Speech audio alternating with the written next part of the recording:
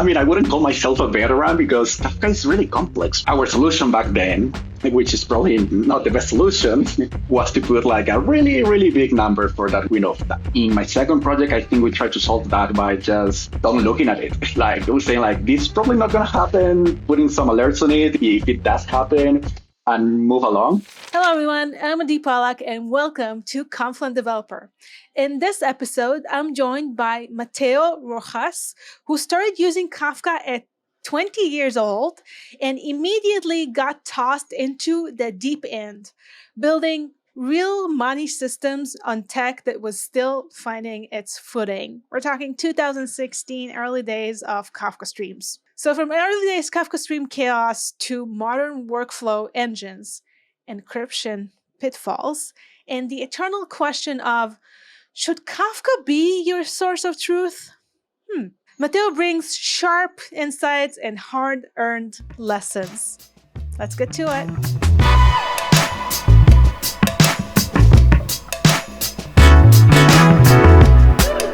Hey, Mateo. Oh, hey, Adi. How are you doing? I'm good. I'm super excited to have you here. It's been a while, and I know you have a lot of insights for our audience. Oh, I'm excited too. Like I've been looking forward to this moment since I heard about it 1 or 2 months ago. Thank you for having me here. Really excited. Yeah, absolutely. So for people who don't know you yet, shame on you, maybe you want to say a couple of sentences about yourself. All right, I can totally introduce myself. So I'm Mateo Rojas. I'm from Quito, Ecuador. I've been living here my whole life.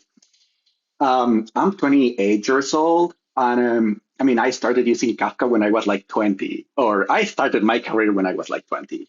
Luckily, it was with Kafka. It have some mixed feelings about it because when I started, it was just starting. The technology was just starting. So we did encounter some not successful use cases back then. But yeah, I've been working in the software industry for like 8 years now, as a consultant for the first 6 years mostly. And I'm not working at LittleHorse, where we are leveraging Kafka in order to build a whole workflow engine on top of it, which has been a challenge too. Wow. Yeah, I can imagine. So you're a Kafka veteran, essentially. You saw a lot of the different evolutions of the Kafka versions. I did experience some of the pain of it. Yes, totally. I wouldn't call myself a veteran because Kafka is really complex. I've been learning about it throughout the years, but I can never say that I've learned enough of it. It has so many things, and it's always evolving. Yeah, it's amazing how using Kafka is very different than building or managing or expanding. The abilities is incredible. So I'm curious, you mentioned that you worked on Kafka for 8 years doing different things for different companies. What are some of the challenges software challenges that you faced? Oh, so we can divide them in two different sort of problems here, like from a maintainer perspective kind of problems and from a user perspective kind of problems. And I have been somewhat both, most of a user than a maintainer, but both. So one of my first projects, which was like, 7 years ago when Kafka Stream was just starting, it was 2018, Kafka Stream was just started in 2016, I think. Someone had the amazing idea, and I say that in a sarcastic way because Kafka Stream was just starting. Someone had the amazing idea of doing a whole policy management platform with Kafka Streams. So it was an annuity platform in which you would buy a policy, like put $10,000 in it, and it would accrue interest. And all of the orchestration behind it was done in Kafka. So we faced a bunch of problems in there. Like, not only was Kafka was not getting started back then, and Kafka was somewhat established, but we didn't have software as service Kafka. Confluent was not completely of a thing back then. AWS Kafka was not a thing back then either. So we needed to install our own Kafka in our own cluster, in our own Kubernetes and everything. And we faced a bunch of problems. From a user's perspective, like designing this software was like okay, we are getting started with this new event-driven architecture thing, right? Like, what do we Yeah. use? What even is event-driven architecture like? And we were like, Right. should we be sending event notifications like policy created, and then have whatever microservices are listening to that fetch the information from the generating microservice? Or should we be using event carried state transfer? Should we be using event sourcing? Long story short, we were using all of them, and it was a mess. So yeah, in some of our microservices, we did have a bunch of microservices. So we can probably, let me go back to how the system worked so that you can get an idea, right? Like, Yeah. Let's start from the beginning. Yeah, let's start from the beginning. So the whole business was that some client would go to a web page, because of course a web page, and you would buy a policy, and that would trigger an event on our platform for sure. Okay. And you would buy a policy for an annuity for like 3 years with a 3% interest rate at $10,000. Okay. And a bunch of things needed to happen for that. So we needed to check KYC, know your customer. We needed to check anti-money laundering.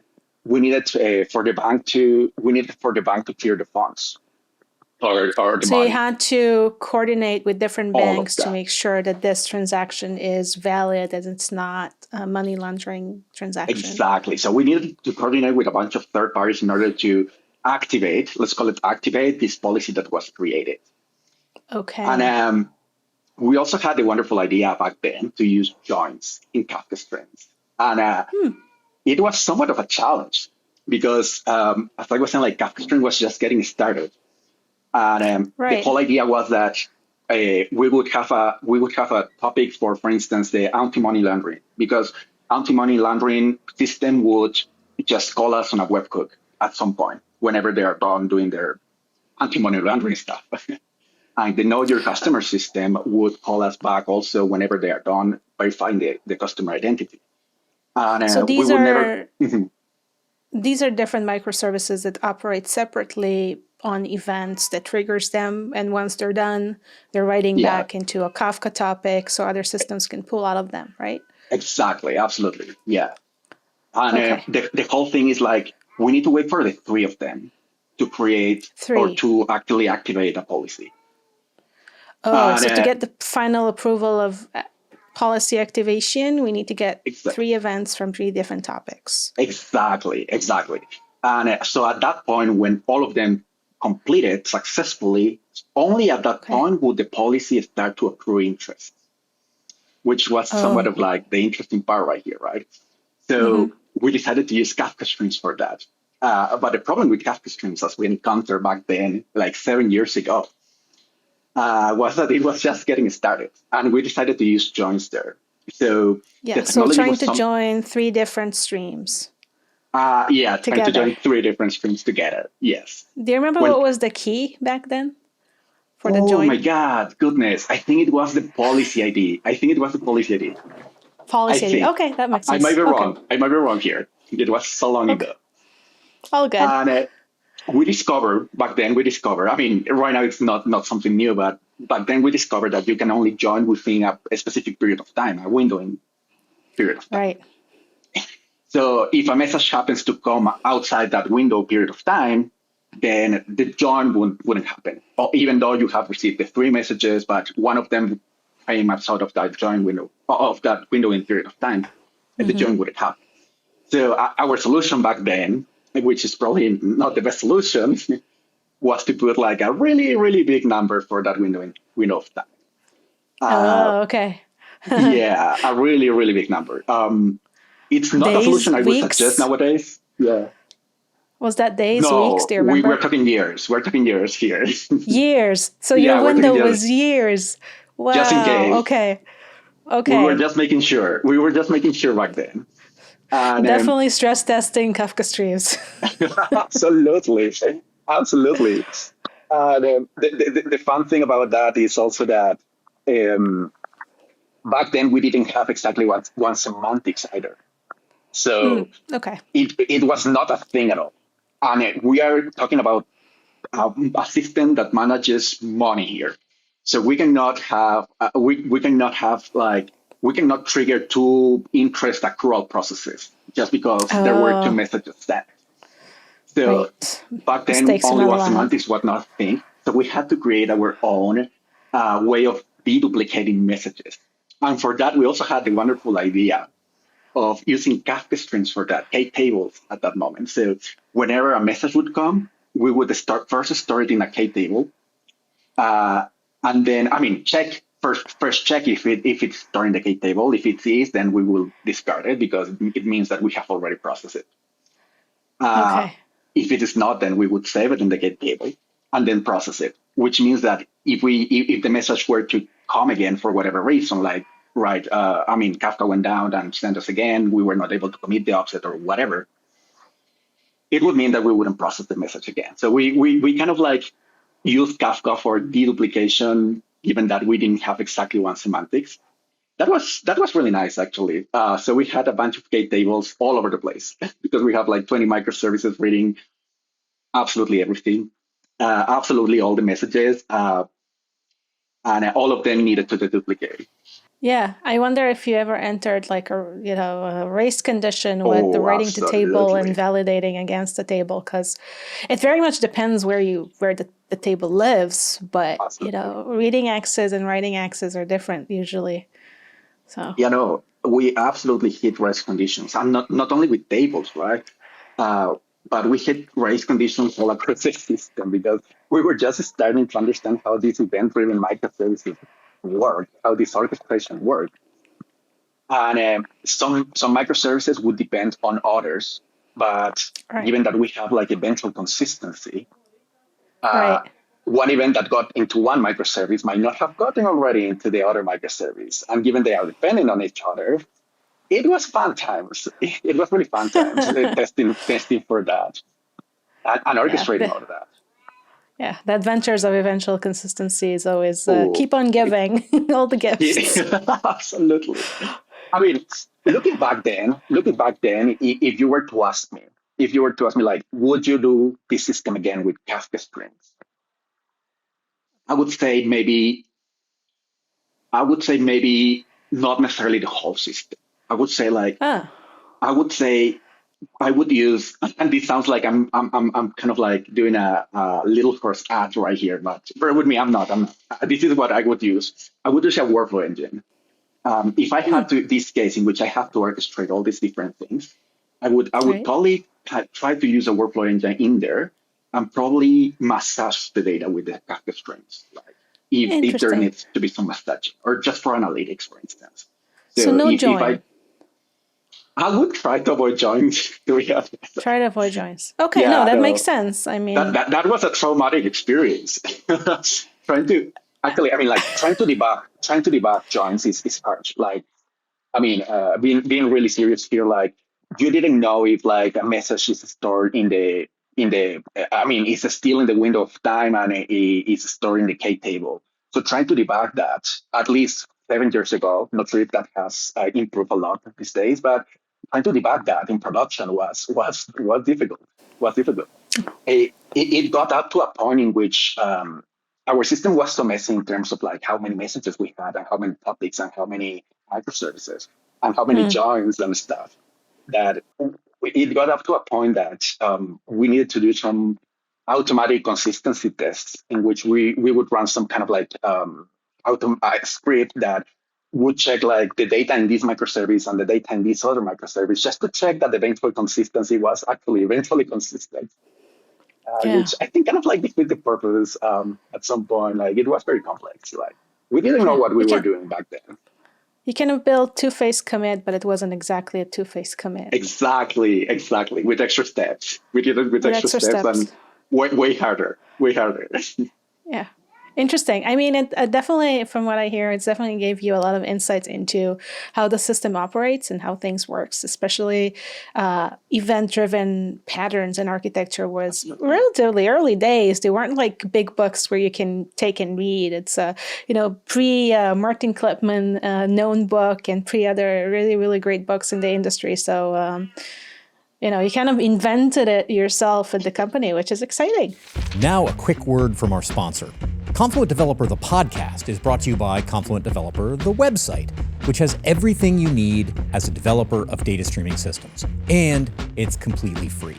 We've got curriculum, hands-on exercises, executable tutorials, the online data streaming engineer certification, also free, a way to find a meetup near you, those are free. Everything is there. I really want you to be successful in your journey as a data streaming engineer, and this is the site that has what you need. Check it out at developer.confluent.io. That's developer.confluent.io. Now back to the show. We did invented it. I was really excited as the developer on it. I'm not sure if I would have been excited as the company hiring me, but it was exciting times. It was exciting times. So right.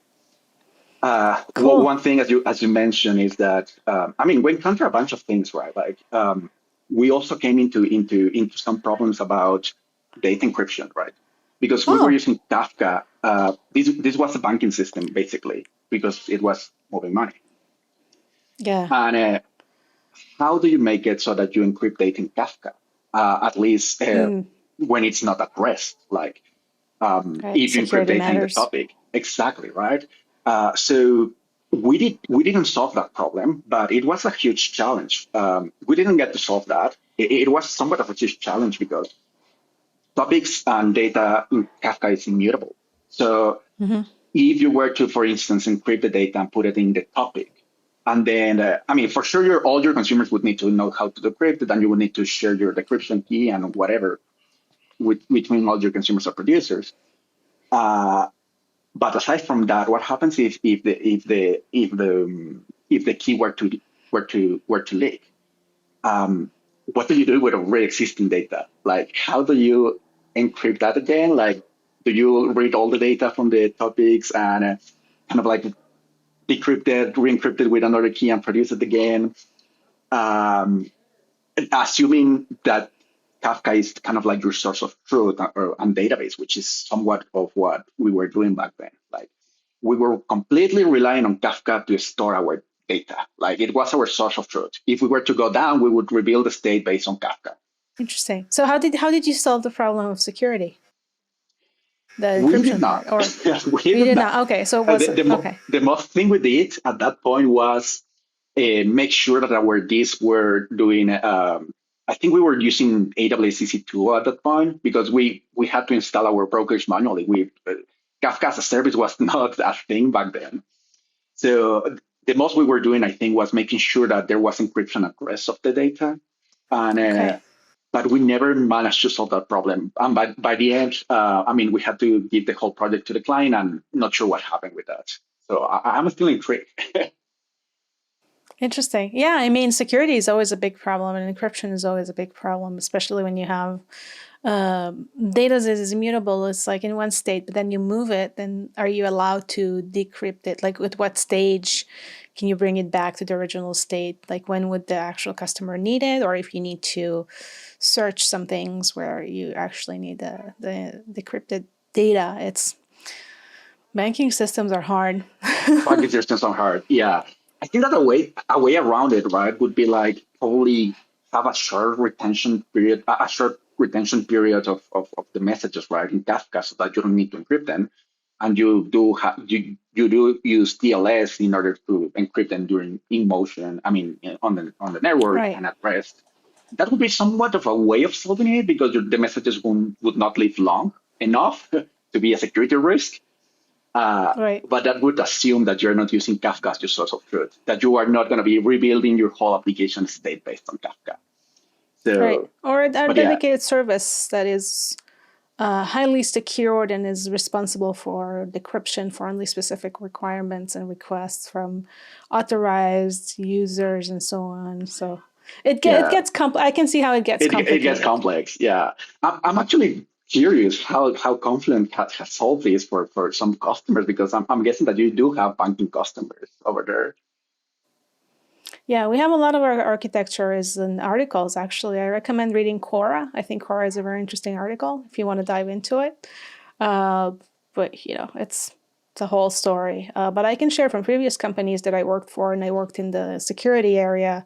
We had a dedicated service that was responsible for decrypting and had the specific permissions, access to specific keys, salting, and so on. But it was highly, highly protected, only access with specific credentials and so on. Because sometimes you do need that data decrypted, original state, in order to do whatever things you need to do. But again, those are usually highly inaccessible. Make sure there's only very specific tools or users, diff permissions that you give. You can think about systems like Kerberos and so on in the cybersecurity world. It's an operation system. It's highly limited, but if you have the right permission, you are allowed to do specific activities to the system. But again, it's all based on permissions. The rest of the users are not allowed to do most of the things in cybersecurity. But I hear you. I hear your pain. It's complicated, and it's getting into the weeds of, building highly secure systems that are, people specialize in that for years and years. It's not like you wake up one day, you read one blog post, and here you go. You have a specialized system. I really wish it was that way, right? Software, if there's something I've learned in these 8 years, is that software is a matter of picking the right trade-offs. And I guess that there's never a right answer, maybe just a right trade-off. or exactly. Probably less harmful trade-off. Yeah, no, building a system is always finding the right trade-off, the right skill, the right tools to use, and so on. So it's fascinating, and your learning are super exciting. Yeah. So that was kind of like basically my very first experience with Kafka, and that was like when I was just starting developing, like 1 year. And you could imagine, it was difficult for me to. I was just getting started in this world and learning that Kafka has partitions, has brokers, has partition keys, replication,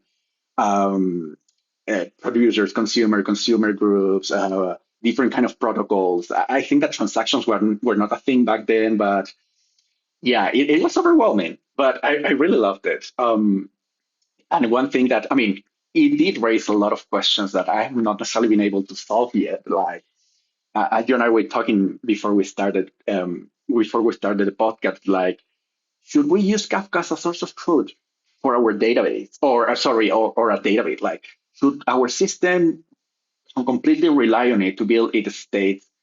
And considering that it's difficult to query, or should we just use Kafka like a means of transporting data from one microservice to another with a short retention period?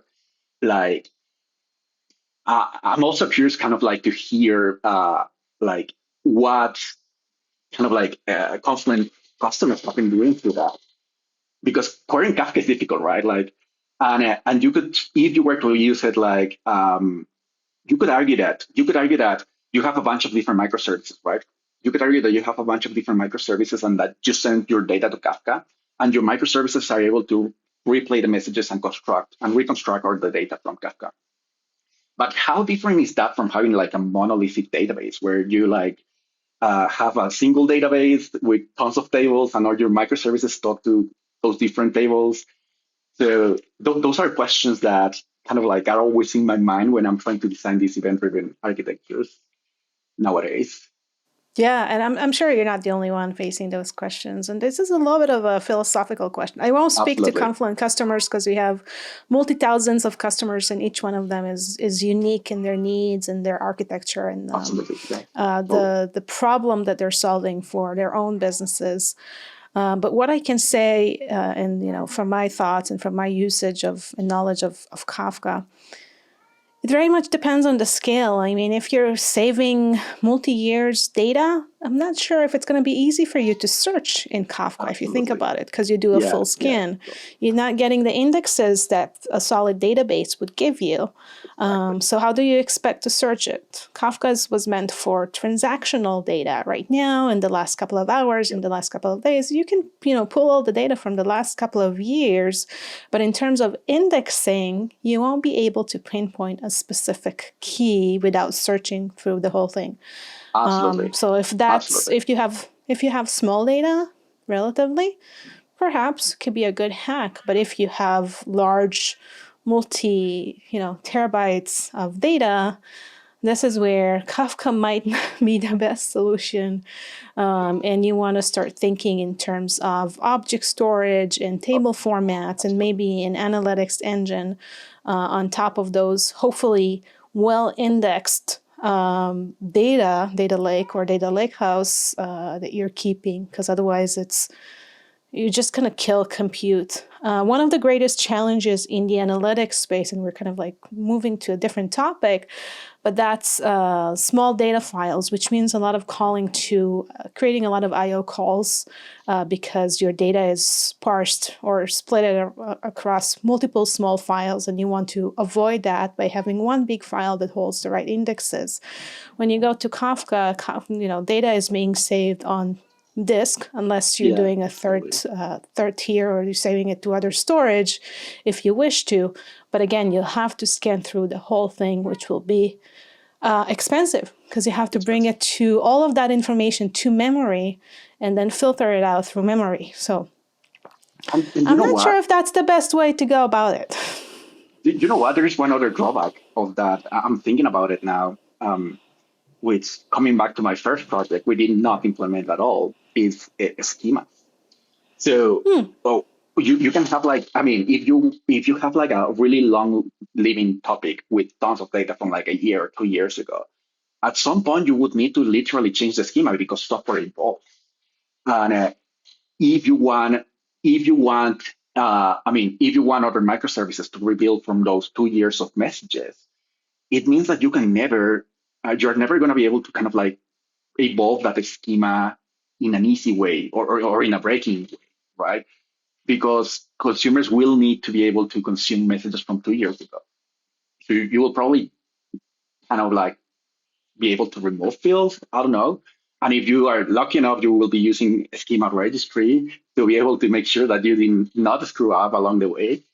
But yeah, having short-lived topics might be the answer for evolving your messages and indexing, as you were saying. Because you wouldn't index in Kafka, you would index in an external database. Yeah, you're tapping into schema evolution, which is, a big topic by itself, but essentially there are rules to what you can do with schema evolution. In even databases, when you ask to remove, let's say Postgres, for example, or MySQL, when you ask to delete a column, and the metadata, it never really deletes that column. It just point out and say, that column is deleted. So if a user asked for this table, don't bring in that column. So it makes it very interesting where the query engine itself in database plays a big part into what is the metadata and what are the different rules and information that we have on the data to answer the user query. And schema registry is, and that's again, that maybe not a philosophical, mostly a religious conversation. It's like, are you schema-less or are you schema-full? Which one do you prefer when you use Apache Kafka? Some people some people want to be schema full. They want to have the schema right in the beginning. They know exactly which data product they're building. They have a good alignment in their company. Some companies, some people and engineers don't have that alignment, and the schema continuously changes and kind of data flows from one state to another, but there's no good correlation or interface between those two. And so the downstream folks that takes the data needs to make sense out of that. Schema registry can help with the rules that you can define there for evolution. So you can actually enable the data to evolve based on specific rules that you predefined for that specific topic. So that's fantastic because then the data we can get this schema evolution in place with the guardrails and so on. And then you can, even if you love schemaless worlds, you can still have some schema with some rules that are more permissive that enables downstream folks to make sense out of the data. So I think it's a whole world. It's a whole world, absolutely. And I think it also kind of like depends on the scale of your company, right? Like if you have like one or two teams that can work together very well and communicate very well, you might not need all these guardrails, at least not at first. because adding these guardrails also kind of like slow you down, quote unquote, slow you down at the beginning, right? Because you need to understand how schema registry works, how this technology works, how to use it, how to put it on your pipeline, whatever. Maybe at the beginning it's kind of like your development curve goes slower. But if there is great cohesiveness between these two or three things, you might not need it. But as your organization grows, you do need them, because kind of like communication is starting to get, becomes a problem there. Right? You do need guardrails and standards. So, Right. It's different when you're 10 people sitting together in a meeting and talking through things versus 1,000 people. I completely, yeah. Yeah. 1,000 people, even in 10 people, things are going to be missed. Even in 3 people, people are going to miss some stuff. But then you can always remind the person, hey, it's supposed to be so-and-so. But in 1,000 people that needs to collaborate on that huge, data streaming world framework and, whatever platform people are building today, sometimes that Slack message just doesn't cut it.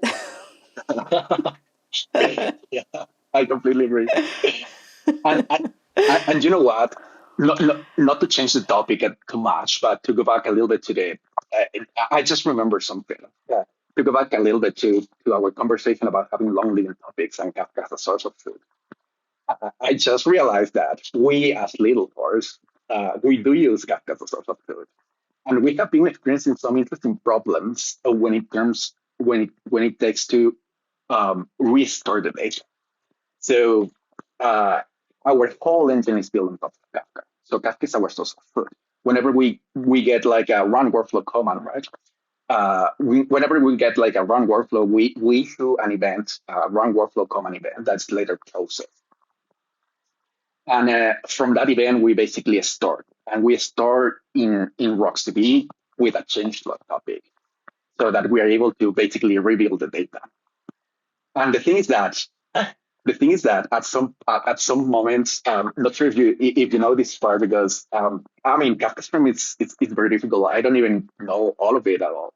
So when you use K tables and when you save data into RocksDB, because RocksDB is the underlying storage, the thing is that that's a two-phase commit, because you save it into RocksDB, and then you and RocksDB is a consistent database.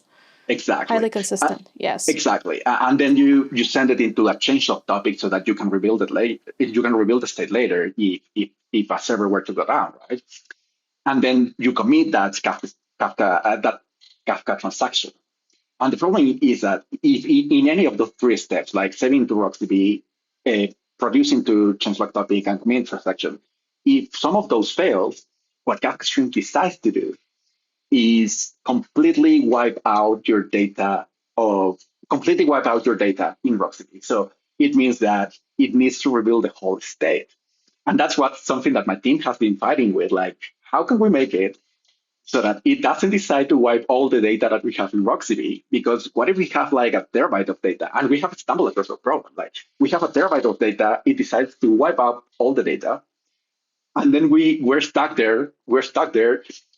Waiting for it to rebuild the state, because Kafka Stream wouldn't process any other message until it has rebuilt the whole state. So that has been an interesting challenge that we're trying to solve here. Yeah, that's really interesting. It makes me think a lot about Apache Flink, because Apache Flink has snapshots and checkpointing mechanism. So you can always roll back to the last checkpoint that you had. It doesn't delete everything, but it saves the snapshot, and it gives you...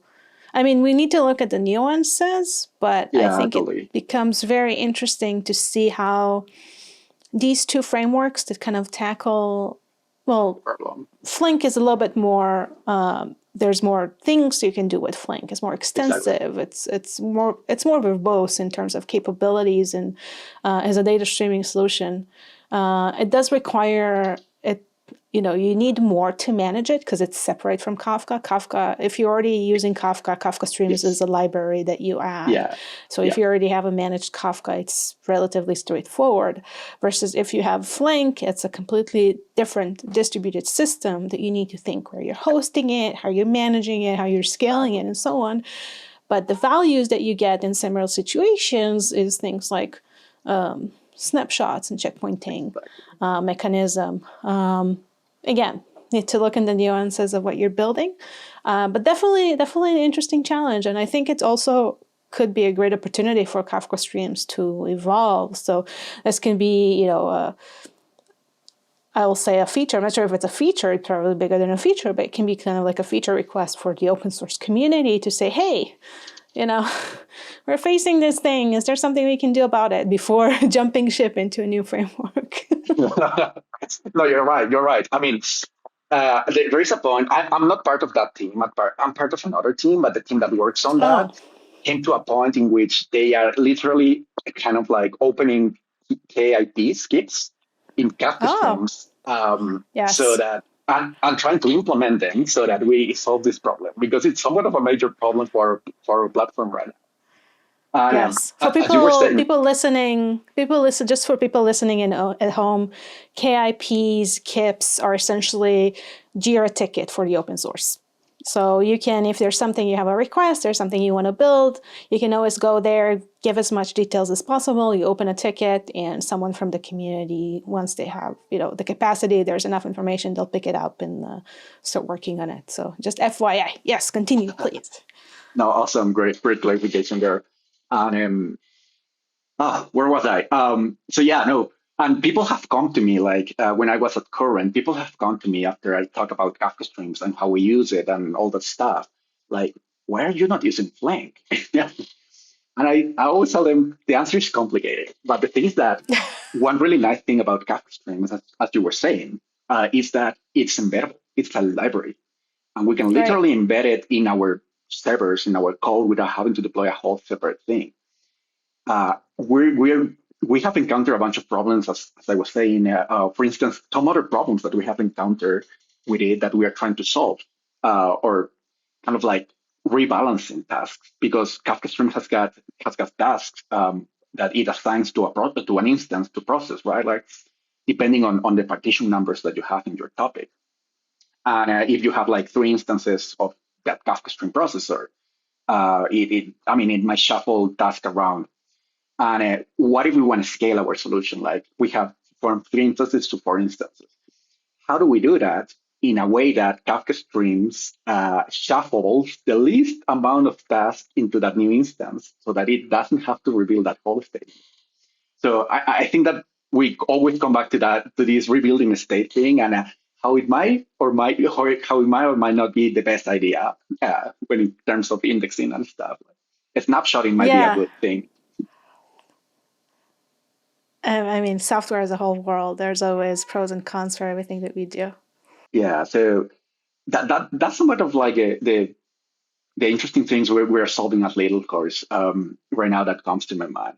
I do have some other experiences. I don't have some other experiences with Kafka and some other questions, right, along my career with different clients, right?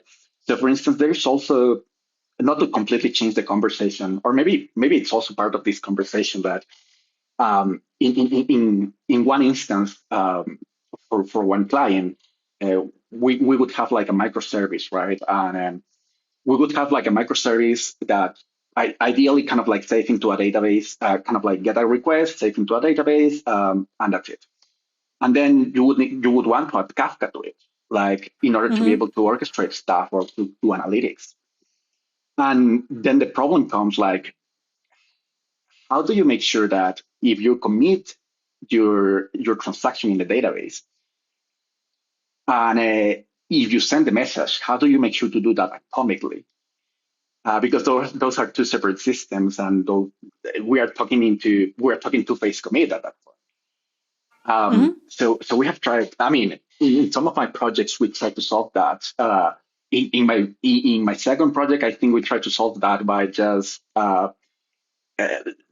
don't looking at it. Like we're saying, like this is probably not going to happen. Putting some alerts on it if it does happen, and move along. And in other projects, I think the outbox pattern have come along, like in which Yeah. the whole idea of putting into the database and having a process, in this case, Kafka Connect, for instance, reading from the database and producing to Kafka, so that you Right. only, from your microservice, you only have one transaction into the database and Right. not into another system. But Yeah. that's another problem that I have encountered along the way. I'm pretty sure a lot of people have encountered that. Yeah, it is. It is a very known. It's a known challenge in connecting multiple systems together and having that event guarantee of exactly once across multiple systems. In Flink, there's actually a protocol. I don't know if you got the chance to look at it. It's end-to-end two-phase commit with Flink. There is a protocol where you expose. You have some of them requires implementation, but the interface with Kafka, for example, is already implemented, so you can get exactly once between Kafka and Flink. But essentially, there is an interface where you'll need to implement. So if you're working against a database, if it's not already implemented in the open source, something to look into. But essentially, it gives you exactly that. Two-phase commit that the Flink job manager manages on behalf of you, and it will reach out to Kafka and to make sure it actually finished the whole transaction in between those two systems. But yeah, it's a known thing, especially for systems that requires that guarantee. It's a guarantee that considered strict requirements usually. If people don't need that strict requirement, then my advice would always be, if you don't know you need it, you probably don't need it until you know that you need it, because it just gets you into a loophole of, how do I make sure in between those? So I have exactly ones in Kafka, I have exactly ones in Kafka Streams and Flink, but how do I make sure that I get it across my event-driven microservices, databases, and so on, so it all works in tandem. And that's a challenge. I'm sure that. Mm-hmm. I didn't know that about Flink. I'm totally taking notes. I'm really going to be looking into Flink after this. Maybe our next podcast should be, tell me all you know about Flink now. Agree. Yeah, you have got me invested in Flink now. Oh, no. You full on Kafka Streams. You've been doing it for so many years now. I know it's in your heart. That's it. It's there. Yeah, but you know what? One thing that comes to my mind about this outbox pattern that we were talking, which is one of the solutions that usually people do about this kind of problem, right? If they don't happen to have this two-phase commit Flink thingy, right? One real problem about the outbox pattern is, can it become a bottleneck? Because absolutely. And it probably will, because at least if you're doing it with Kafka Connect, right, which is a wonderful tool, and Division, which is the tool that I was using, the thing is that you only have one task in Kafka Connect to be able to read the write-ahead log. You cannot read in parallel. Like, you cannot parallelize that network. So right, because you want to make sure you have exactly once. Exactly. So you cannot parallelize that work, and the drawback there is that you probably will encounter a bottleneck. If throughput is something you care about, this is not the way to do it. Or latency too, right? Yeah, it's our life as engineers is figuring out what is important, what's not. But alrighty. Totally. Mateo, thank you so much. It was so insightful, and the way you talk about Kafka Streams just makes me want to learn and use it more. So it's thank you for that. No, I really appreciate the invitation, Ari. It was amazing talking to you. I'm really hoping that I didn't change the topics too much, but I really enjoyed the conversation. No, it was a lot of fun. And, our next episode, we can talk about how you discovered Flink and what are you building with Flink.